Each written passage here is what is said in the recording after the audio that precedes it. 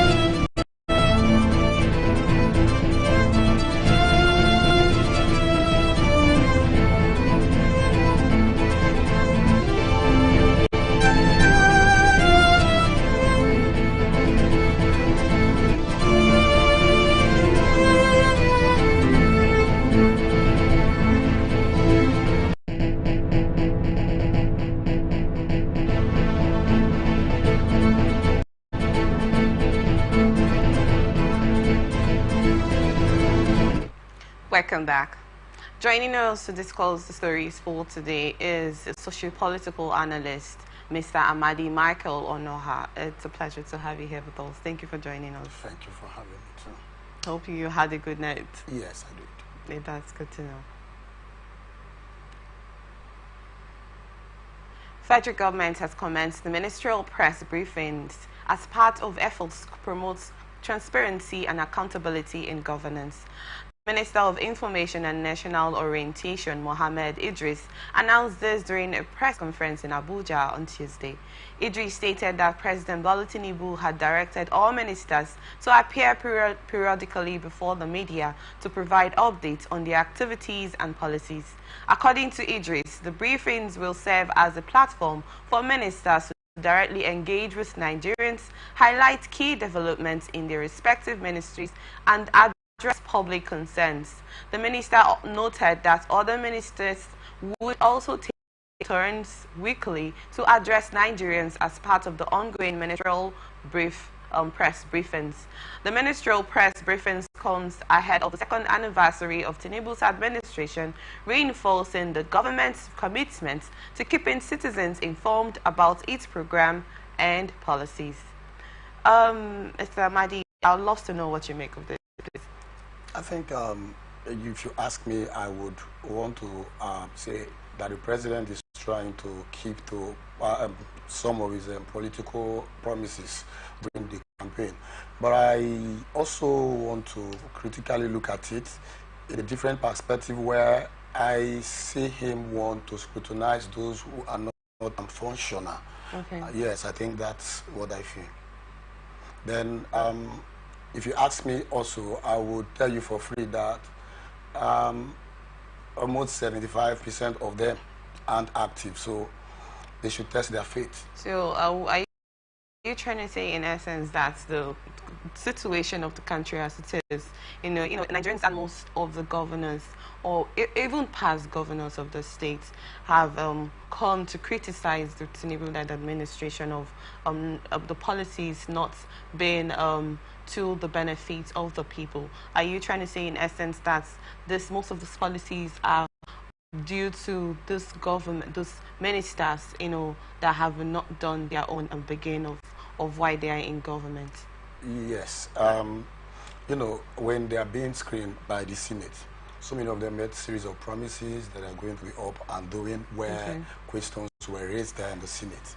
Now, I think those governors who are criticizing the presidency, I want to challenge them by saying, if the presidency is owing them of any of their allocations, they aren't owing them. I think the governors are the people who are owing the citizens, if you ask me. Okay. And that of the ministers, I feel that they are incompetent, if you ask me. Apart from one. Can you give us one reason why you think? Why I said that they are not competent? Okay. Why I said they are not they are incompetent is because if you should on your own contrast what is happening in the society, we're all human and we're alive here in this country.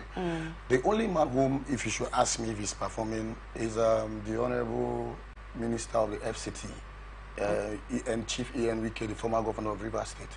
I think his own, you don't need a clergy to preach it to you and for you to see that he's performing. And aside him, I challenge them to show one person out of these other persons who has either initiated a pin or something. So for that, I'm saying that they are incompetent. If they are competent, they should show us at least 20% of what they have done as ministers. Well, if we have to look at the other parts, you have not really answered my question. Well, you talked about, I asked you a question, if we have to call names, Erifai and former governor of the states, Rotimi Amechi, actually come to criticize, even Atiku Abubakar, and most of them, if we can mention, all of them have come to criticize the led administration, because we know that leadership starts from the hierarchy, it starts from the head, and most of these ministers actually work on what they have been assigned to do. Yes, they have been given their allocations to conduct whatever responsibility they have been assigned to do. And like you said, that most of them have not gotten to that extent of doing what they are doing compared to some Wike that you just mentioned. But if you have to look at hierarchy, don't you think that it's supposed to start from the head down to the tail? Please be specific on the head section you just mentioned. Are you referring to the presidency? I'm not referring to anybody in particular. I'm talking about taking hierarchy from the beginning. You mentioned those who are criticizing. Like they're criticizing the administration because it's not just one person. It's not one. The presidency is not just Bola Ahmed Tinubu. Good. It is him, his cabinet, and the people around him. Okay. That the SA and what.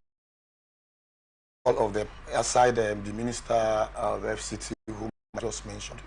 That's the reason why you see me. You heard me say that I challenge them to show us one pin. When I say one pin, they should tell us what they have done.